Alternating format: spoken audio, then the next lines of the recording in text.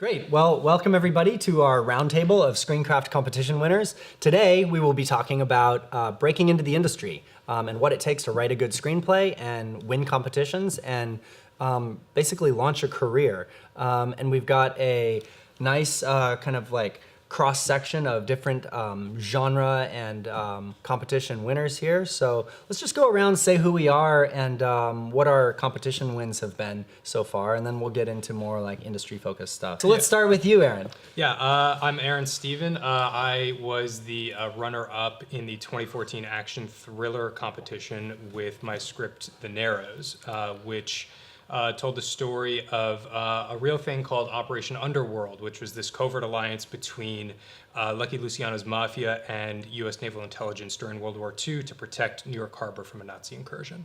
Wow, that's a good logline. You've practiced that a little bit. A little bit. Yeah. Nice. And we got Kenlon Clark. What's your story? Kenlon Clark. I am the winner of the Bootleg Universe Addy Shankar ScreenCraft contest, and also won the We Screenplay contest with my co-writer William Rubio for our script Forge, is a sci-fi action thriller, and I also direct music videos, commercials, things. Great, welcome. And Rowan? My name's Rowan Wheeler. I won ScreenCraft's pilot launch in 2015 with my half-hour comedy called Sociopan, which is about a sociopath who starts to have feelings of empathy and guilt for the first time. Oh, love it. Sam?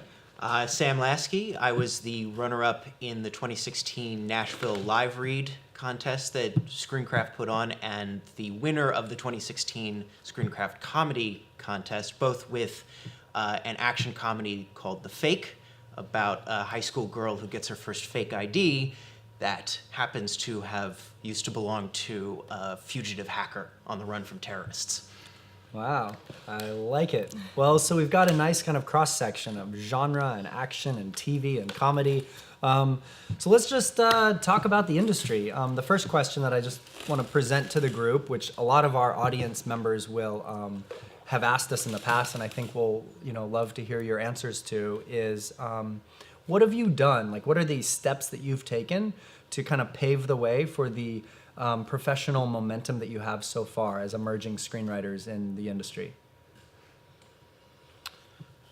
I think what can you do to kind of like make your own luck? I would just say it's definitely a industry or a business that requires a lot of self-motivation. Having to kind of get out ahead of it, doing a lot of work that you're not sure exactly where it's going to go or what it's going to amount to.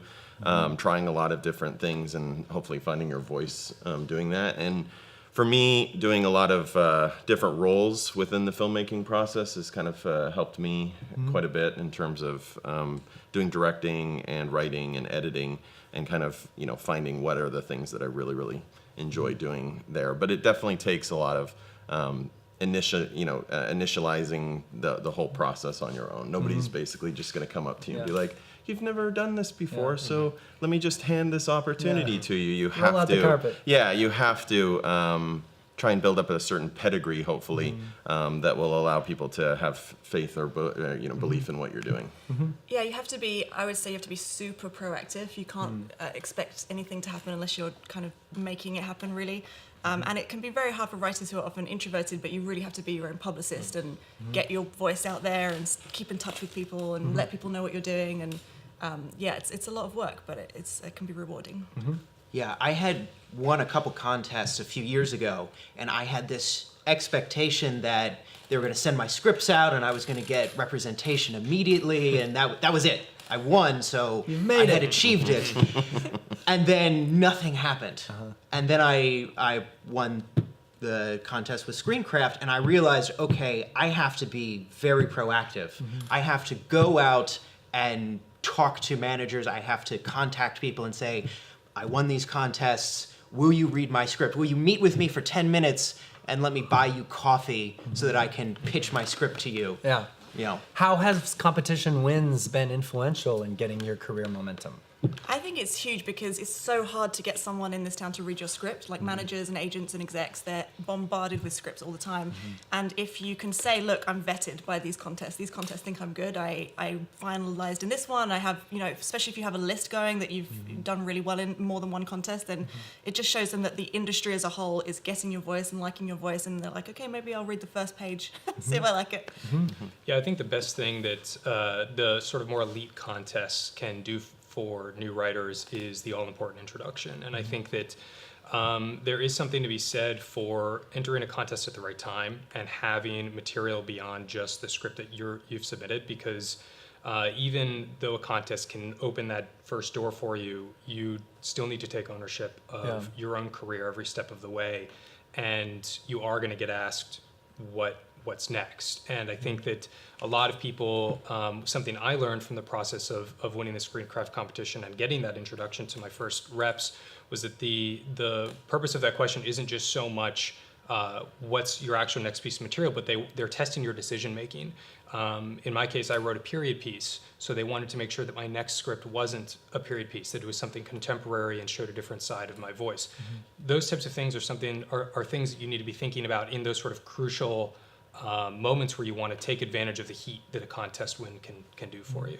So what can writers do in that case? Like just make sure that they have a little arsenal of screenplays in different genres, or? I think the more bullets in your belt you can have, the better. And those can be in any various stages of development. I don't think necessarily you need a dozen spec scripts under your belt, and in some cases that might not be the best, but just have ideas that you are passionate about, that you can talk about at any given time, and that you think you could develop with a manager, with an agent, or with a producer, because ultimately we're judged on our ideas, and writing one great script that can open a door for you can do just that. It can open the door for you, and it's still on you to push through the door and really take advantage of it. And have one sheets and treatments ready that you can hand to somebody when you meet with them. Yeah. Yeah, and have ideas in the room too. A lot of managers and executives and producers, they really respond to writers that they recognize as fountains of creativity, because that's what they're looking for. They're looking for a collaborator at the end of the day, someone who they can work with on a project. And you don't really know which idea is going to be the one that kind of pushes through, because you could be like, oh, this is my script, this one, I've spent so much time on this, et cetera, and then offhandedly say, oh yeah, I was working on this other thing, and people will completely respond to that. And so you really do just have to be, the life of a writer or a creative person just has to constantly be those two things, writing and creating as much material all the time, regardless of what's around the corner. You are constantly just trying to build, because you don't know which one of those things is going to land for you. And to piggyback off that, sorry, No, go ahead. set your own deadlines, even if they're imaginary, even if they're completely arbitrary. Get used to writing. Or pick a contest deadline. Yeah, exactly. That's something that's so important. It's a muscle that you really need to flex and get ready to exercise. If you have an idea for something that you think is doable, a script without a lot of characters, see if you can write it in a month. See if you can write, take something from just an idea to a fully finished, polished script in 6 weeks. These are the types of things that when you're just starting out, they seem really difficult and sometimes impossible. But when you start working with executives, when you start working with professionals, they're kind of expected, more so in TV than in film. Right, the expectations are super high. I think that competitions can be super helpful for three things. One is the deadlines, and you know that you have this contest coming up, you want to get in by the early bird deadline so you save money or whatever. Two is that you're testing the waters to see if your voice is resonating with people. And three is that it can open doors, which is huge. And then once you have that option, then that kind of opening, you have to take the initiative and push through it. How do you pick a good screenplay competition? Like, there's a lot of them out there. They all have, kind of different backgrounds. Some of them are dubious scams or not so dubious scams.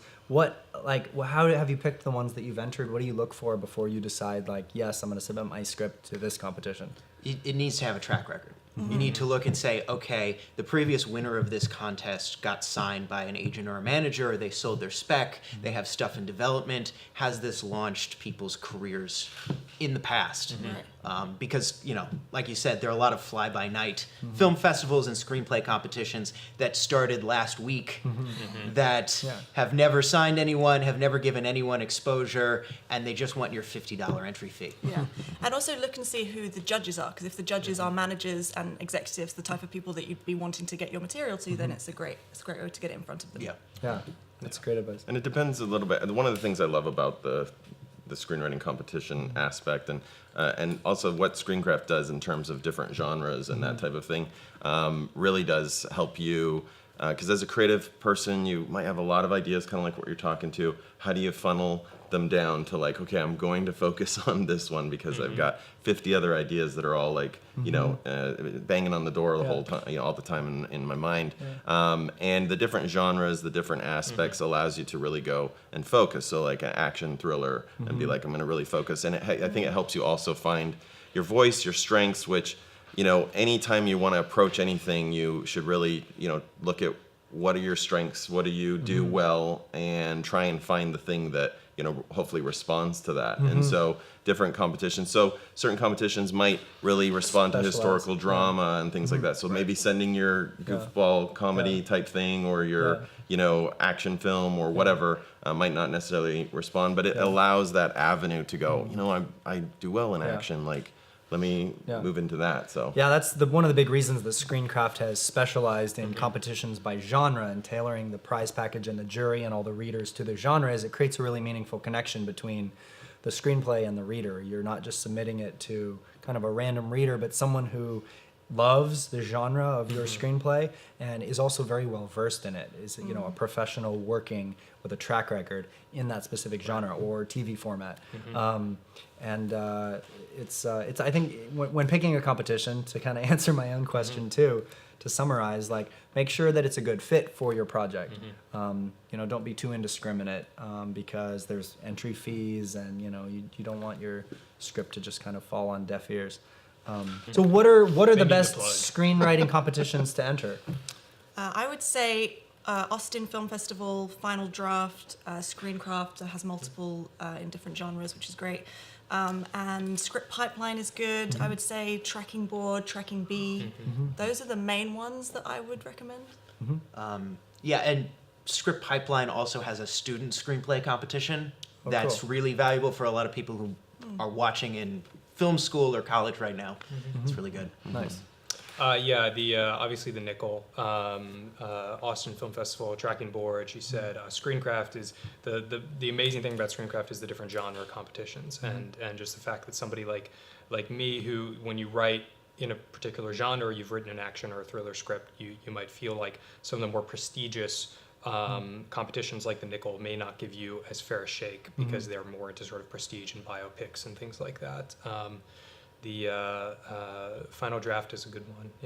Yeah, I would definitely all the ones mentioned. The ScreenCraft really is are some of the best. We're not paying you to say this. No, I mean, we're sitting here, and so it really is. There is a logo back there. I entered the Bootleg Universe contest, which was kind of a fairly unique contest in terms of what was being Very asked specific, and really kind of going out on a limb, different than a lot of other screenwriting competitions. In that the important thing, I think, is just to research the contest. Like you were saying, Sam, like make sure you can see that the contest has actual success stories, writers that have gone on to do something. I was just going to say New York TV Festival as well. I think it has a good track record. For TV, for TV, for sure. The We Screenplay contest was great for us too. We Screenplay is a good one too. Awesome. Also Page International Screenwriting Competition, Page Awards. Certain ones have prizes that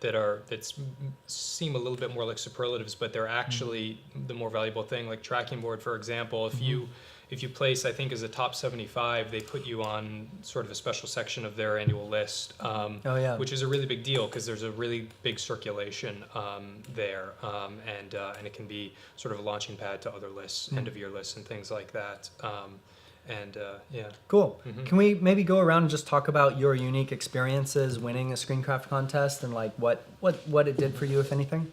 So when I was the runner-up in the Nashville Live Read Film Festival in 2016, which I think you guys are doing again with Atlanta Film Festival next year. I was the runner-up, so I didn't get a live stage reading of my script, but I did go to the festival and go to all the panels and the after parties, which was an incredible experience, because at one panel, there were agents and managers who were talking to the audience about how do you get an agent or a manager, and one of the managers on the panel said, and I quote, "I get a lot of my clients from contests, but I usually sign the runner-up rather than the winner." So at the after party that night, I went up to her and I said, "Well, if you prefer the runners-up to the winners, I've got the script for you. Can I buy you a cup of coffee in LA next week?" And she gave me 10 minutes of her time. I pitched my script, and she signed me a couple months later. That's a great story. I didn't realize that's how it went down. Yeah. Congrats. That's awesome. I won a pilot launch in 2015, and it was a great experience. Part of it, and I'm still using it, is just to tell people that I've won a screenwriting contest. People know how many people enter these things, and so it does set you apart from all the other people that are trying to break in. I think if you can say that somebody thought my script was better than hundreds of others, which is amazing. And then specifically from the win, you guys were kind enough to set me up with some manager meetings, which was great, who are people that I'm still in touch with and will always be in touch with, I think. I was able to parlay it into getting my script read by some producers and some other managers. I sent a couple of queries, which I'd never done before. I just said, "Hey, I just won this contest. Would you be willing to read?" And because I'd won, they were willing to read, which was great. Oh, great. So it was just a great opening of doors, really, for me. Nice. Winning ScreenCraft, the Bootleg Universe contest, it was definitely a unique experience as well in terms of being able to produce the short script that I wrote. So I've been spending some time working on that, and I've been able to, because of my background, also direct it and edit it and shoot it and do all the things involved with it. And then as a result of that, and also winning the Screenplay contest, I was able to get signed by a manager, and we've been working together. Congratulations. Yeah, and moving, just getting everything done and ready. So yeah. Great. Yeah. So the night before the winners were announced for the 2014 Action Thriller Contest, I got an email from John introducing me to an executive at Paramount who was one of the judges and really loved my script. And we met a couple times, and he still is sort of a mentor for me. And then when the results came out and I was a runner-up, one of the prizes was to speak to a literary manager. And I spoke to the manager, and then the holidays happened because the contest results are sort of at the end of the year. So things kind of went quiet, and then the executive, who was actually very good friends with the manager, gave him a call on my behalf, and a couple months later I was signed. Fantastic. So it was it literally introduced me to my future manager and the executive who knew him to make it happen. It was really wild. Yeah. Cool. What's some advice that you have for emerging writers to sort of, how do you win a contest? Well, I don't think. How can you stack your deck to make that happen? Yeah, I don't think there's a formula for a contest-winning script. And you don't have to win, right? You were a runner-up. Yeah. You were a runner-up. Sometimes it's not about just getting that top slot. It's about placing, being a finalist or a runner-up or even a semi-finalist to give you the validation for the industry to pay attention to your screenplay. Yeah, I think the big thing is entering with a script that has had a little bit time to mature, and not something that is raw in the sense that you've just finished it, a minute before the deadline. With my script, I'd been working on it for about a year and a half, and I had gotten notes from everybody I knew in the industry, and really sort of felt like it was in its polished best form when I entered it. And I think that there's sort of some people have a philosophy to kind of scattershot and just submit as many scripts to as many contests as I can, because it's like playing the lottery in a certain sense. But I would recommend putting your best foot forward. Yeah. Never ever show anyone a rough draft of a script. To a contest, to people you want notes from. Always, when you finish a rough draft, let it sit for a couple weeks. Go back, read through it yourself. You will see things that you need to change. And then send it to every single person that you know who's willing to give notes until they're annoyed at you. Yeah, I completely agree. I had been working on my script I'd written it in about 3 months, and then I took like 2 months off, started working on another script, went back, saw all these mistakes, and like did another whole draft, really punched it up, and then submitted it, and that's the one that won. Yeah, I think it's. I wish that there was just like a secret you could just say that like this is how you win a contest you enter. Because I think that no matter when you win, I would think this is the same for all of us. Getting the email that says that you've won or you've placed is exciting and a little bit surprising maybe all the time. Like you're just like, wow, this is really exciting experience. For me, the scripts that I feel have like moved forward and done well in the contest are ones that I feel very passionate about. Like I'm super excited. Like I want to see this movie made. I would stand in the rain to watch this film, you know. And so you just have a better chance. Like all your scripts, you know, you put a lot of work into multiple scripts and ideas. There's probably some that maybe resonate just a little bit more. With Well, and you in your case, didn't you enter like multiple scripts into the competition? And yeah. placed with a couple of them? I entered 4 Yeah. Into the Bootleg universe. I honestly could have written. I was like I could have done a dozen. I was just like. But where I does think this go, that's you just know? a testament to the fact that it's a little bit of, you know, like being a prolific writer really helps. Yes, Having I did the like, same. I did 2, yeah. and one was 5th and one was 1st. Yeah, wow, so you placed with 2. yeah, Nice. that was great. So yeah, having like arrows in your quiver, you know, it really helps. Yeah. Acknowledging that 90% of every word that you're going to write is going to be terrible is really important. 90% of the scripts that you write aren't going to go anywhere. 90% of the 100 pages of a script that you write, you're going to end up revising or cutting or something like that. Let it suck. Yeah, Right. exactly. Let it suck. Don't be afraid to go back and throw everything away and start over again, because that's the only way that any writer has ever come up with anything good. And this is really the only time in your career where you're going to be able to do that. And it's such a valuable time to mix around sort of in the cauldron and find your voice with really no deadline or no sort of proverbial gun to your head. Writing speculatively can be, you know, it can be a very long process of trying to break in and trying to find that script, but it's such a valuable time in a new screenwriter sort of development. And like you said, it's the first draft is really just, it's not even, to use like the sculpting analogy, it's nothing. It's just the clay. It's just the square, you know, box of clay. And if you're trying to self-edit as you go, as you're sort of writing that first draft, you'll just go in circles. You'll never really get there. And as you write more, you'll learn that the real work comes with revisions, and that's when you sort of can find out if this is something you want to do professionally as a career, and start treating it that way. I hear that advice time and again. Like we just got back from our screenwriting retreat in Jamaica, and Steven D'Souza, the writer of Die Hard and a bunch of other kind of iconic action movies, said that his process is he writes a first draft, he puts it in a drawer and doesn't look at it for 2 weeks. Then he goes back to it and he sees tons of things that he didn't see when he was kind of in the weeds of the, you know, first draft. And he does that a few different times, you know, then he'll do a revision and he'll put it away again. Yeah. He'll work on another project. In terms of writing process, how do you guys approach the craft? Do you work on one project at a time, or do you have multiple going? I like to have projects in different stages of development so that you're working on, it's ideally you're just writing one at a time, but at the moment, for instance, I'm writing 2, and I do think you should, if you're writing one, if you're in the draft phase of one, still be like percolating on what's your next idea, because as soon as that draft is up and you're in your 2-week period where you want to be starting your next project and working on something else, because being prolific is one of the best things I think you can do for your career, for sure.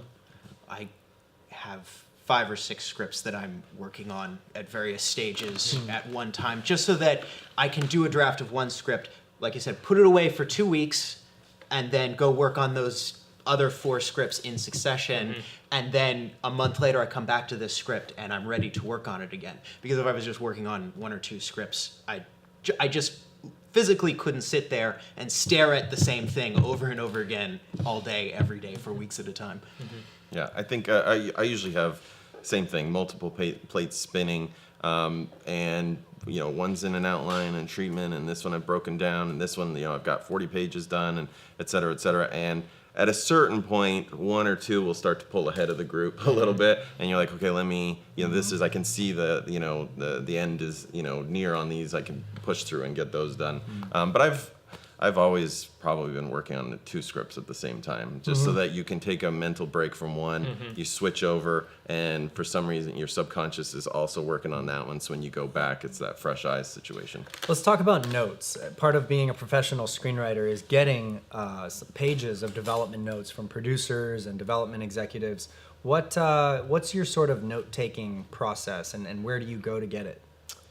The first thing I always do when I get notes from a producer or from my reps is I'll take a day or two to digest them, and then I will iron them out into a to-do list. And I'll try to break that out, depending on how expansive the notes are, by act. And I'll sort of create a to-do list that in some cases seems a little bit redundant with the actual notes, but it allows me to kind of get my head right and helps with the work, just because I'm the type of person that likes to sort of go back to a checklist and highlight it, and I feel very accomplished and I feel like I'm making progress, even though I know some of the notes are very macro and will sort of take a lot of time. How do you deal with notes that you don't agree with? Well, the key is, and this is an old sort of trope, but is find the note that's under the note, that's behind the note. And the best and most talented executives are really, really great at pointing out the problem. Very, very, very, very few of them can actually tell you how to fix it.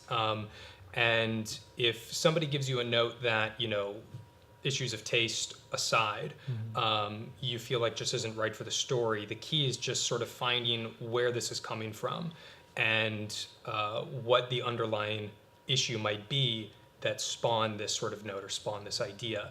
And if you come back to them with a different approach to the note or a different answer for it and it works, then they won't come back to you and say, why did you do it this way? It's all problem solving, and I think that to me is one of the most fun parts of the entire process, is that I can sit there with a draft and bang my head against a wall and think there's no possible way this note will work. There's too many ripple effects, and then 2 weeks goes by and the script is a million times better. I think it's really cool. I think I like feedback. I've gotten to the point where I'm like, just get it, Give it to me. Give it to me. Like, give it to me. What's working, what's not working? Because this is the phase of the filmmaking process to try and fix things. Because as you go down through the production. Well, that's an interesting perspective too, from a director. Yeah. Having directed lots of content. How do you sort of think about the writing process? Kind of having the perspective of the person that creates it and the camera as well. It's a very different situation in terms of getting feedback as a writer and getting feedback as an editor or director, because when somebody says this, you should do this and this and this, you're like, that's time, that's money, that's a lot of And it's not to say that that there isn't time and money involved in the writing process, but it's much more it's you at a computer or whatever, working on it, rather than we've got to go reshoot some scenes, we've got to do this. So at that phase, it's very like you're just like, but in the writing phase, it's like, yes, tell me what's not working. I'd say fix it now. I'd say one other thing is when you get notes or you're getting different feedback, is look for the notes that are like across the board with these, right? Because just like you said, the issues of taste, are in there, but if there's a problem, multiple people are going to start pointing it out, and you have to be willing to go, okay, totally. These people have all said this. There is a problem. As much as I want to be like, this is the thing that makes this so great, it's like, it's not working, and go back and re-examine it. Yeah, we all have our blind spots. Writers have blind spots. So what I do is I work on it until I think it's good with all my blind spots, and then I send it to my writers group, and they'll be like, okay, this doesn't work, and then I am grateful for that advice, because I'm like, thank you. You're seeing the blind spot that I can't see. Thank you for pointing out where I need to work on it. And then I try and have as many people look at it before I send it to my reps or to the producer that I'm working with. And how do you deal with the notes that you don't agree with? I do what you do first. I try and think about the note behind the note, and I really give it a lot of thought. If it's something that I just don't think is right, I will fight for it because I think but I don't think you should do that with everything. That should be like the exception. For me, when I was working with a producer on the pilot that I won with, I optioned it to a producer and I was working with them, and most of her notes were absolutely amazing. And there was one or two that I didn't agree with, and I really sat with them for a few days and was like, what is it about this that doesn't work? And I identified what it was that didn't work with my concept or my conceit, and I just kind of explained it to her. And then if they push back, then yeah, look at it again. But she didn't. She was like, okay. Yeah, that conversation is really important because, sometimes it is just that they had 10 scripts to read that evening and they sped through the script and they missed the thing at the start of the script that makes this scene later on make sense. And maybe you do just need to get to the bottom of it and figure it out. But usually, like you said, if multiple people are saying the same thing. Question, can I ask a question? Of course. Yeah. Just because she The brought it table. up, how did you get your writers group? Because that's like, I have a circle of writer friends too that I send scripts to that is so important. How did you Yeah. find those people? I took a bunch of writing classes in LA. This place called Script Anatomy that I took classes at, and through that place, there was a bunch of writers all looking for a writers group, and we all got paired up. It was very lucky because we're all super close now. We meet every other week. We read 2 drafts every other week. Everybody's doing really well. It's super lucky and important. And having that filter before you go to your reps, because by the time it goes to your reps, you want to tell them it's a first draft, but Right. it shouldn't really be a first draft. So having those people to kind of be your eyes on it is super important. What about contest feedback? I think it's important to enter contests that give feedback. I think that it can be valuable, particularly if you're paying the extra fee for the feedback, so that there's an incentive for the judges to like really go in depth in your script. But there are some contests that just give a paragraph of feedback from, again, a reader who's gone through 20 scripts that afternoon, and I usually don't find that particularly valuable. But if it's something that you've paid extra for that has a track record of giving good feedback, that's Yeah. worth it. I was going to sort of say the same thing, that they're all not created equal. There are times that I've gotten feedback from a platform or from a screenwriting competition that I feel like the person really didn't, they sort of wrote off the script early on, or they missed really obvious sort of key things, and I sort of took what they said with a grain of salt. But there's been other times that I've gotten really, really concise, really, really smart feedback. Mostly it's from the competitions that you have to pay for. The Blacklist database was a really, really great tool. It was sort of brand new when I was writing my script that did well in ScreenCraft. And that was something where you uploaded it and you didn't even have to make it live. You would just pay the $25 or whatever and wait a couple weeks, and you would get really, really, really great notes from somebody in the industry. So find little avenues like that where you can just find good notes, and they'll point out things that you haven't seen. Nice. I once, just a little kind of a funny aside, I once got feedback from a contest, and the script was about a character who is a young man who lives in a trailer park, and the feedback was, this script doesn't really make sense because why didn't he just go to college? And I was like, okay, so not all contests or judges or feedback is created equal. Right. Yeah. Sometimes, and it really made me feel kind of good because I was like, okay, sometimes I get rejected by contests. It can just be the judges It's a don't. bad reader. Right. Yeah. Yeah. Yeah, that's another reason why it's important to pick a good contest with a track record. And For me, I mean, and this may be different because I definitely believe in rewriting, and just re-examining and looking at it from multiple angles. If I get feedback that is like, it's basically suggesting almost a totally different movie. page one, yeah. It's sometimes I get a little on the fence with that because I believe that for me personally, I like to trust the initial thing that got me excited about this. Yes. What's the initial concept? And if the concept is like, they're basically suggesting this is like a total, I'm like, well, I could just write that script and give it a different title Yeah. and it's a different Yeah, movie. You really respond to stuff where it feels like the person saw the movie, that you were trying to make in a sense, and is like almost there with you, Yeah. going, what about this, and this, as opposed to like, nah, just like, oh, here's that's the type of thing that for me really resonates. That's a really good point. So looking back on, the beginnings of your, exciting and emerging careers as professional screenwriters, what would you look back on the last few years as like the milestones or like the specific kind of achievements that you've that you see as really significant along the way? For me, winning contests was the first thing because it meant that I wasn't wasting my time, which I didn't know before that. And then signing with my reps for sure, and then optioning this pilot, and now going out and pitching. So yeah, those are. And then if I get staff, that'll be another one. If I run my own show, that'll be the other one. Yeah. Yeah, the story I told before about getting my reps was the big moment in my career that I can look back on and say, okay, this changed the course. And yeah, like you said, that recognition and validation that I haven't spent the last 10 years of my life writing screenplays for nothing was really important. I think validation is the best thing that we can hang our hat on at this stage in our careers. Because, as new writers, most of us aren't in the union yet, and there's a lot of work for free going on, whether your script is at a studio-based production company or you're just doing it by yourself. But yeah, placing runner-up in ScreenCraft, signing with my manager, and then recently having a director attached to one of my scripts is really cool. But every step of the way, at this point, validation is the best thing, and just hoping that at this stage, not everything will fall apart.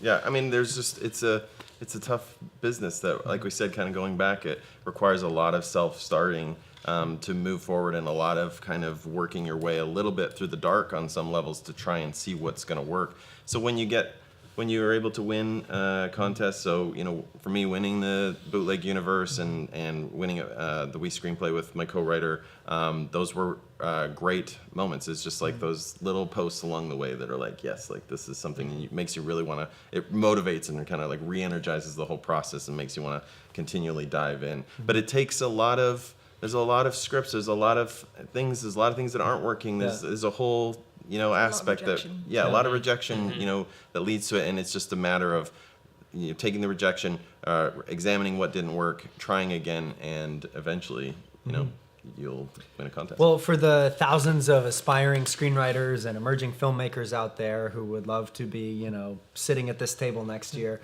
what advice do you have for the emerging writers out there who are focusing on their craft and hoping to make strides? Don't go out with anything that isn't 100% polished, ready. Proofread it 5 times before you submit it, because, I've worked as a script reader. Typos will get you rejected really quickly if they start to pile up. And, take your time. Know that it can take 6 months, a year and a half to actually get a script that's ready to win a contest. Yeah, and being ready is really important, because when the door does open, like we were saying earlier, the first question is, what else do you have? So it's what else do you have? Do you have a Bible? So just really working and getting as much extraneous content around your pilots or your features that you can to really back it up and support it when you get those doors opened. It's super important. And then just being prolific and not moving on when you've just done a first draft. Really, like you said, honing and making it as good as it can possibly be. Take time away, go back, work on it again. Really get it till everybody who reads it is saying this is great, and then you're ready. The prolific aspect is really the best advice. It's just creating as much material. My manager is great. He just reminds me constantly, like, now is a great time for you to just really be developing as many ideas and concepts and writing as much as possible. And that's the thing that you can rely on the most in a certain level, is yourself and your ability to just sit down and do the work. And as well, definitely just try and make it the best script that it can possibly be, and really putting. You only have one chance to make a first good impression, as they say, and that's pretty much the truth in a lot of ways when it comes to the writing process. Yeah, I'd say sort of a couple things. The first is you're going to find your voice through writing. I think everybody sort of thinks that, they get told to find their voice, and they think that that might mean just watch a bunch of Quentin Tarantino movies and then just sit and think and what's my take on that? But it comes just from practice, right? As much as you possibly can. And you're going to very slowly but surely find what you're most passionate about, and that'll come out in your scripts. And then the other thing is there's an old adage of when you want a job, start acting like you already have it, or something like that. And I think that for writers, we've talked a lot about sort of being a self-starter and give yourself a schedule.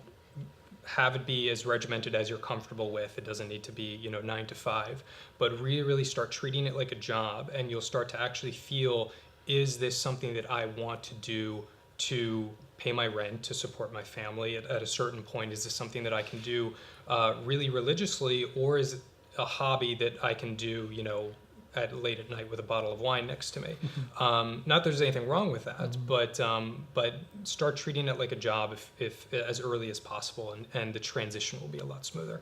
And I would say one more thing, which is just study. Like I read every book, and I've watched all the shows that I think are great and broken them down into beat by beat. How are they working? What are they doing? Study the things that you love. Yeah, Read. Read everything. Read scripts, and if you have an idea and it's a particular genre, go after scripts of that genre. Not in any type of a sort of copy this, copy that sense, but just you want to see how other people tackle the material. And that even comes down to sometimes a scene. I was writing something recently where I had a scene where characters fell down this big hill and got really hurt. So I found the script for Lone Survivor just because I wanted to see how that sequence was written on the page, what the cadence was like, what language was used.